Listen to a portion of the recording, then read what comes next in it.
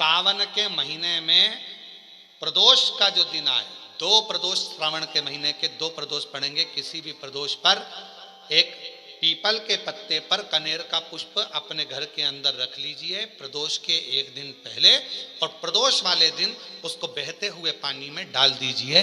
जिंदगी में जो तुम्हारे यहाँ तकलीफ चल रही है, एक उठ रहा है, एक बैठ रहा है, एक बीमार पड़ रहा है, एक ठीक हो रहा है, फिर बीमार पड़ रहा है, फिर ठीक हो रहा है, ये ठीक हुआ, फिर इसको हो गया, फिर इसको कुछ हो गया, फिर किसी को कुछ हो गया, अर्थात शिव का नाम लेकर। और फिर ही ध्यान देना, इस क्रम को करने के लिए आपको तुम रुकेश्वर महादेव का नाम लेना पड़ेगा। कौन से महादेव का नाम बोलना है? तुम रुकेश्वर महादेव। आज सावन का दूसरा सोमवार है। सावन के कई बार 4 सोमवार पड़ जाते हैं, कई बार 5 सोमवार पड़ जाते हैं। सावन का पहला सोमवार होता है शिव तत्व का, श्रावण का दूसरा सोमवार होता है देवी तत्व का, माँ दुर्गा, माँ भवानी।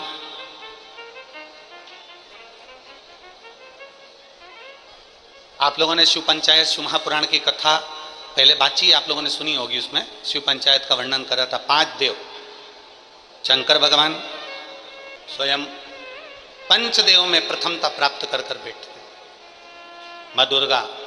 एक एक सोमवार की महत्वता है, एक एक सोमवार का क्रम है।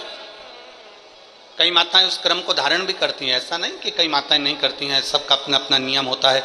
कोई शिव मंदिर में जाता है तो एक अक्षत, एक चावल का दाना शिव जी को समर्पित करता है, कोई मंदिर जाता है तो एक पुष्प शिव जी को समर्पित करता है, कोई मंदिर जाता है तो एक बेलपत्र शिव जी को समर्पित करता है, कोई मंदिर जाता है तो जल समर्पित करता है। सबका अपना अपना भाव है। जैसे तुम शिव को जिस प्रदोष व्रत का हम वर्णन करते हैं, जिस प्रदोष के दिन का आपको बधाई कल हमने दी थी कि प्रदोष की आपको बधाई हो। प्रदोष शाम का जो समय होता है, प्रदोष काल जो होता है, उसका वर्णन जब हम करते हैं, ये प्रदोष की पूजन का विधान किसने बनाया, ये प्रदोष की पूजन का नियम किसने बनाया, ये प्रदोष की संध्या काल का, प्रदोष के समय का पूजन का विधान कौन बनाया, ये प्रदोष के समय पर एक बेलपत्र चढ़ाने का विधान किसने बनाया, प्रदोष के समय पर एक समीपत्र चढ़ने का विधान किसने बनाया। प्रदोष के समय पर अगर मान लो कोई भिखारी से भिखारी व्यक्ति भी है जो ठेला चला रहा है, उसके पास में खाने के लिए कुछ नहीं है, फटे कपड़े पहन रहा है, उसकी जिंदगी में कुछ भी नहीं बचा और कर्जे में लदालूम हो गया, एक चावल का दाना अगर वो प्रदोष के दिन, प्रदोष काल में शाम के समय पर शंकर के शिवलिंग पर चढ़ा देता है तो 3 या 4 प्रदोष में उसका कर्जा चुकना प्रारंभ हो जाता है। प्रदोष का विधान इतना, ये प्रदोष का वर्णन करा किसने, इतना प्रदोष की महत्वता बताई किसने, कौन करे इतना वर्णन? अगर प्रदोष की महत्वता बताने वाला कोई है, इसीलिए मेरे शंकर भगवान माता सती को लेकर कुंभज ऋषि के यहाँ, अगस्त ऋषि के यहाँ कथा सुनने के लिए गए थे, क्योंकि उनके बराबर कोई शंकर के महत्व को बता नहीं सकता और प्रदोष के महत्व को नहीं बता सकता। सती मैया को प्रदोष का महत्व बताने के लिए शंकर सती जी को लेकर कुंभज बाबा के यहाँ गए थे, अगस्त ऋषि, कि प्रदोष के महत्व को तो जानो सती, तुम प्रदोष के महत्व को तो सती जानो, तुम प्रदोष के महत्व को तो सती पहचानो कि प्रदोष का महत्व क्या होता है, प्रदोष काल का महत्व क्या होता है, प्रदोष के समय का महत्व क्या होता है। जिस समय पर सूरज डूब रहा हो, चंद्र प्रकाशित हो रहा हो, दोनों का मेल हो रहा हो, ना तो पूरा सूरज डूबा है, न पूरा चंद्र आया है, ना पूरा अंधेरा है, ना पूरा उजाला है, उस समय को प्रदोष काल कहा गया, उस समय को प्रदोष का समय कहा, प्रदोष काल कहा। अब कई लोग हमसे कहते हैं गुरुजी आप हमको प्रदोष का समय बताया करो कि प्रदोष काल किसको कहते हैं, प्रदोष का समय किसको कहते हैं। अब एक बात हम आप सबसे कहना चाहते हैं, जितने लोग आस्था चैनल पर सुन रहे हैं, जितने फेसबुक यूट्यूब पर सुन रहे हैं और जितने रेवाड़ी की इस पवित्र धरा पर कथा को सुन रहे हैं, आप सबसे एक बात कहना चाहिए। अगर हम समय देखकर बताएं आपको कि शाम को 6 बजे, 6:30 बजे, 6:30 के लेकर 7:30 के बीच में ये समय है, या 5:30 से लेकर 6:30 तक का ये समय है, या हम तुमको बोल दें कि इतनी बजे ये समय प्रदोष काल का रहेगा या इतनी बजे ये समय रहेगा, तो देखिए कभी कभी ठंड का समय आता है तो दिन जल्दी ढल जाता है, कभी कभी गर्मी का समय रहता है तो दिन बहुत लेट ढलता है। इसलिए समय की गणना से मत चलो, आप तो ये अंदाजा लगाकर रखो कि दिन ढल रहा हो अंधेरा होना शुरू हो रहा, सूरज डूब रहा हो, चंद्र प्रकाशित हो रहा हो, अंधेरा अपना काम कर रहा है, सूरज ढलता जा रहा है, दिन कम होते चले जा रहा है और अंधेरा थोड़ा बढ़ते चले जा रहा है। इन दोनों का जो मिलन का समय हो, अब वो कितनी भी बजे, आप तो बस उसके मिलन का समय निकाल लो, वही समय प्रदोष काल कहलाता है, वही समय प्रदोष।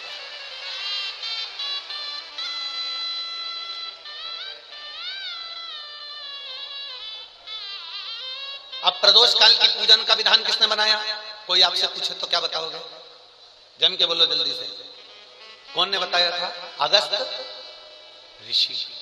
शिव तत्व कह रहा है, भगवान शंकर का पावन चरित्र कह रहा है। एकांबरेश्वर महादेव कांचीपुरम में, तमिलनाडु में, भारत की भूमि पर दुनिया के सबसे विशाल मंदिरों में, जो विशाल मंदिरों की गणना होती है, उन विशाल मंदिरों में सबसे बड़े मंदिर की गणना में कांचीपुरम का, ये तमिलनाडु का मंदिर एकांबरेश्वर महादेव का आता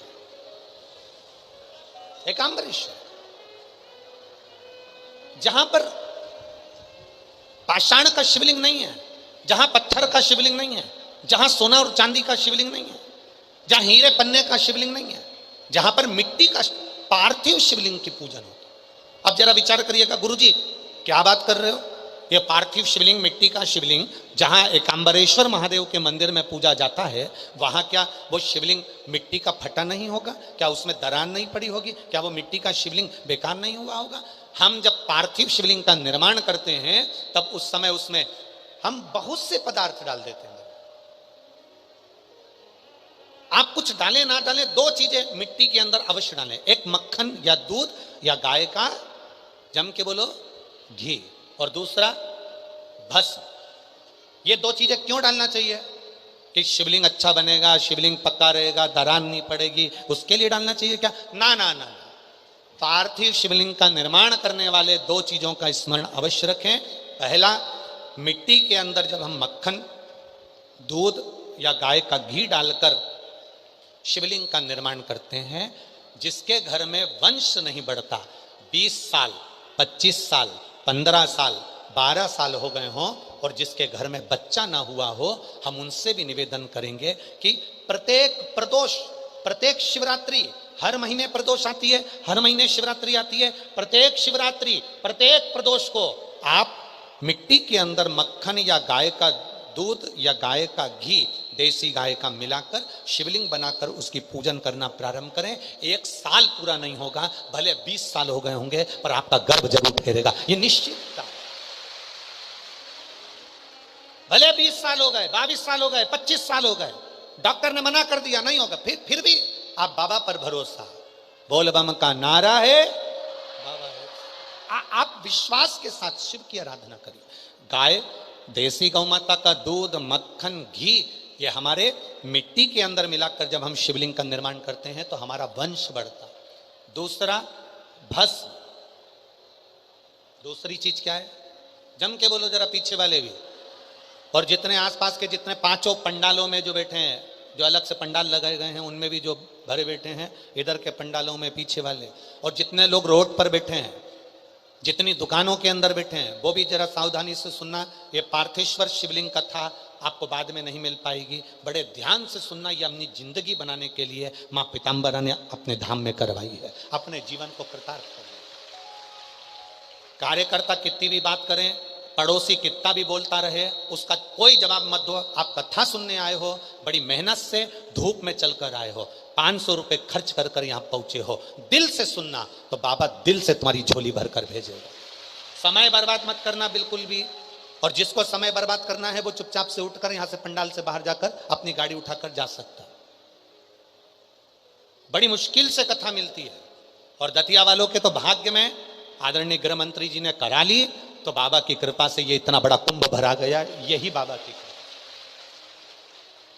दिल से सुन लो उसको। पहले नंबर पर है मिट्टी में मिलाया गया मक्खन, घी या दूध। दूसरे नंबर पर है, जम के बोलो जल्दी से, भस्म। ये दूसरे नंबर पर। भस्म का प्रयोग शिवलिंग का जब निर्माण करे, पार्थिव शिवलिंग जब बनाए, मिट्टी में थोड़ी सी भस्म जरूर मिलाए। भस्म किस चीज के लिए होती है? भस्म किसके लिए धारण कराई जाती है?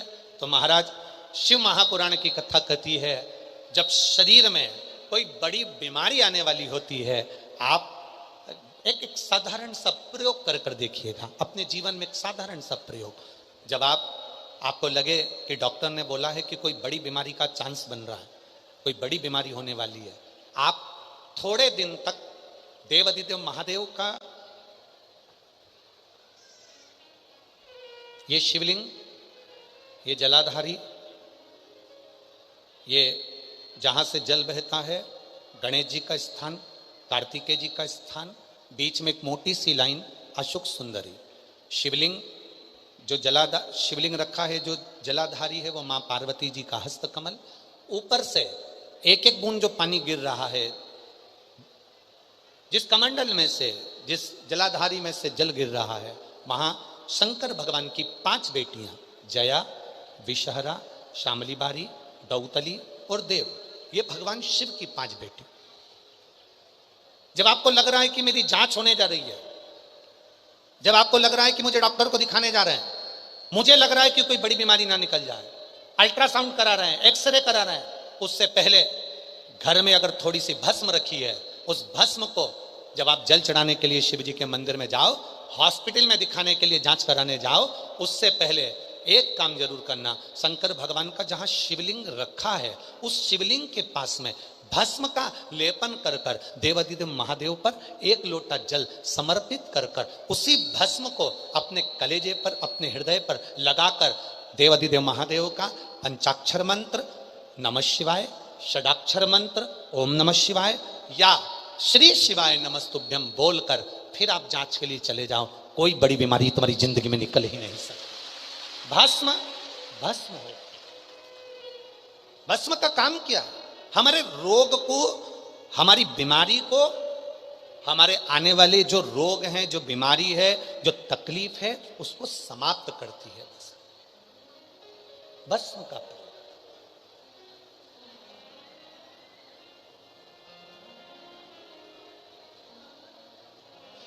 शिवलिंग का निर्माण कर रहे हो, पार्थिव शिवलिंग का, उसमें थोड़ी सी भस्म हमारी बीमारी को हर लेती है, थोड़ी सी भस्म हमारी तकलीफ को हर लेती है। भस्म का चपटी भभूत में है खजाना कुबेर का। शिव के शरीर से, भगवान देवाधिदेव महादेव के तन से लगी हुई भस्म साधारण नहीं है। भस्म को चढ़ाने वाला भी साधारण नहीं होता और भस्म को लेने वाला भी साधारण नहीं होता। शंभु शरण पड़े मांगो घड़ी रे घड़ी, दुख काटो दया दर्शन आपो। पार्थिव शिवलिंग का निर्माण करते समय 2 चीजें ध्यान से अवश्य मिलाएं। पहला माखन, घी, दूध, दूसरा भस्म। ये श्रंभेश्वर महादेव जो नाम है,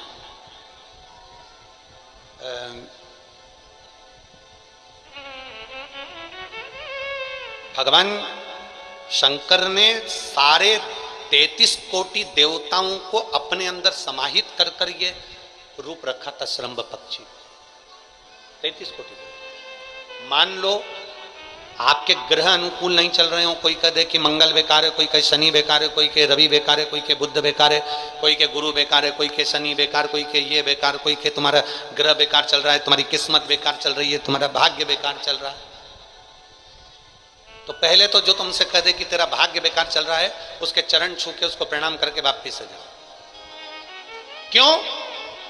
जिसने पृथ्वी पर जन्म दिया, जिसने नेत्र दिए, मुख दिया, हाथ दिए, पांव दिए, पूरा शरीर दिया, सारी इंद्रियां दी, रहने को घर दिया, खाने को अन्न दिया, अगर कोई तुमसे कहे कि तेरा भाग्य बेकार चल रहा है, तो पहले तो उसको प्रणाम कर कर वापिस आ जाओ। एक शब्द में मत सुनो, वापिस आ जाओ।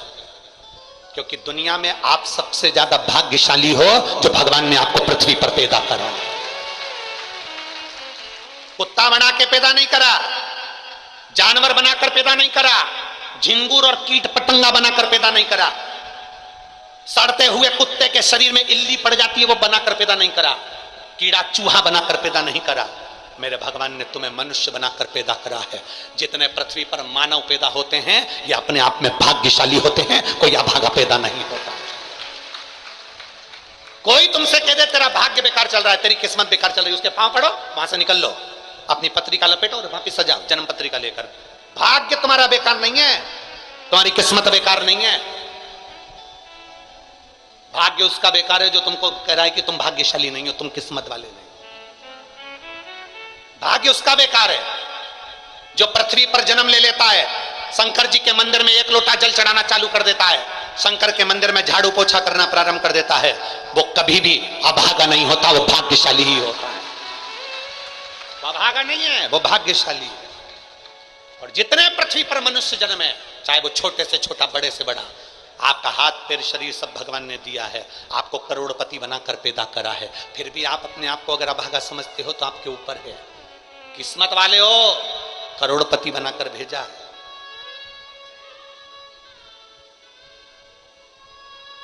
कुत्ता 1000, 10,000, 20,000, 25,000, 50,000 में बिकता है। तुम्हें तो भगवान ने 2-2 किडनी दिए, अभी बेचिए 20-20 लाख में, यूं बिक जाएगी। भगवान ने नेत्र दिए 50-50 लाख में, अभी बिक जाए 5 लाख में। एक एक शरीर भगवान ने कीमत वाला बनाकर भेजा है। किसी डॉक्टर के पास बैठना और पूछना कि कौन से अंग की कितनी कीमत होती है, वो डॉक्टर बता देगा कि तुम्हारे शरीर की क्या कीमत है। और उसके बाद भी कहते हो कि हम अभागे। बताने वाला कह देता कि तुम भाग्यहीन हो, तुम भाग्यशाली नहीं हो, तुम किस्मत वाले नहीं हो। वहां से पत्रिका उठा चल दो, कहते मेरे बाबा ने मुझे भाग्यशाली बनाकर भेजा है। और अपने हाथ में वो बल होता है कि आप स्वयं इतनी मेहनत कर कर आगे बढ़ सकते हो कि अपने आप किस्मत वाले बन सकते हो।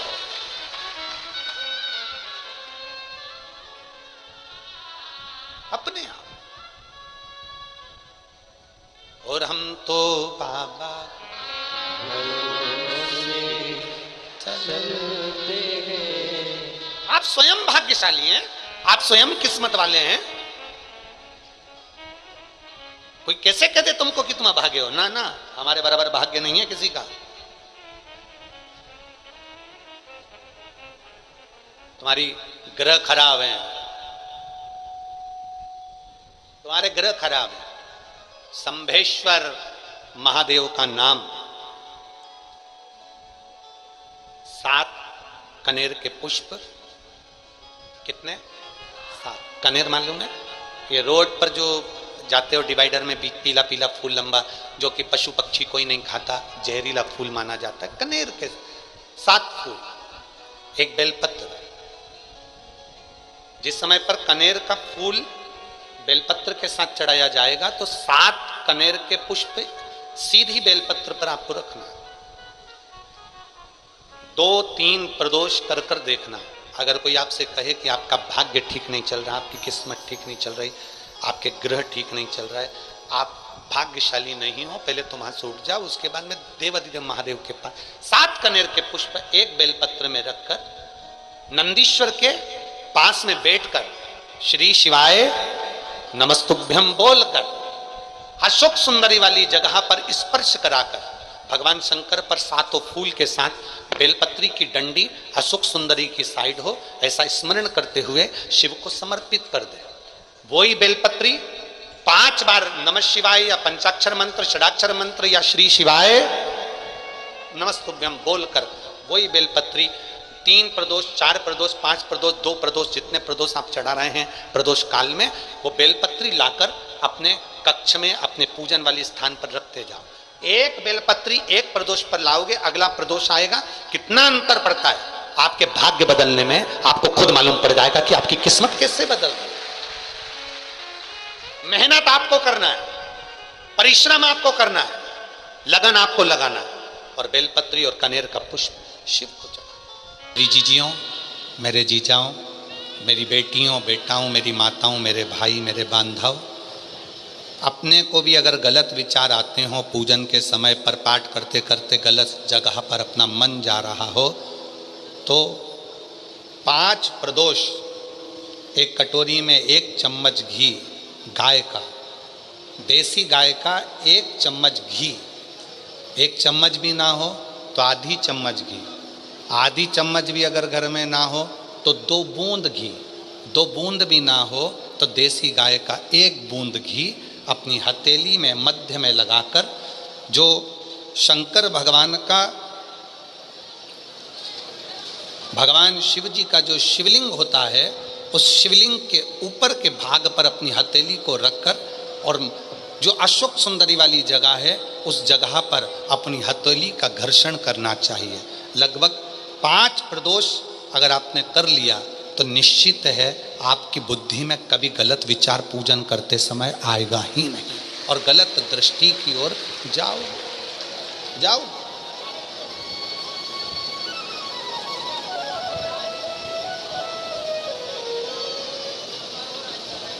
वेद लक्षणा गाय, देसी गौ माता का घृत जीवन को एक आनंदता देता है, आनंद।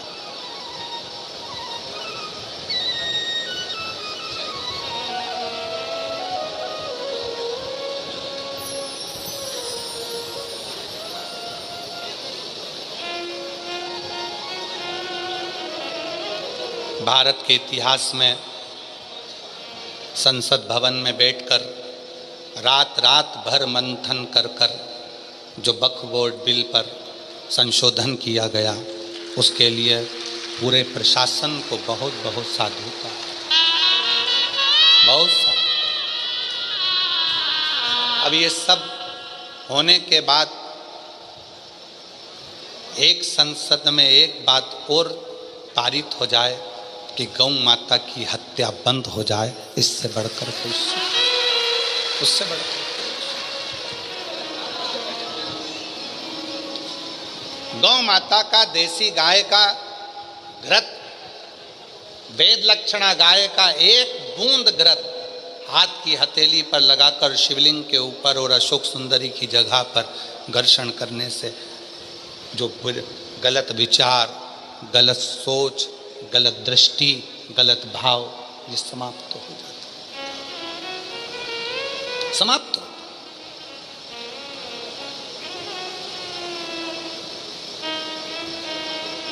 जिसने दिल से शिव की आराधना, राजा चित्ररथ ने पूछा है,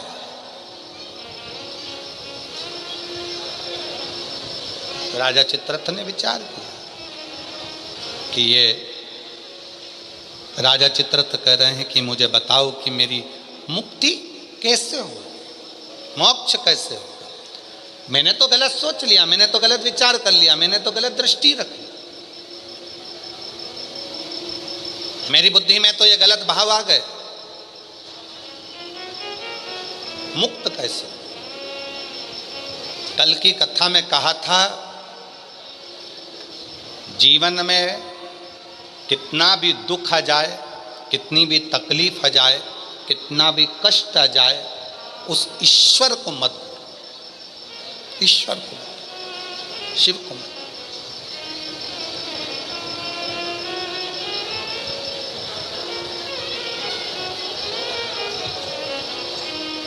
उसको हर पल याद करते हो, उसको हर क्षण स्मरण करते हो, हर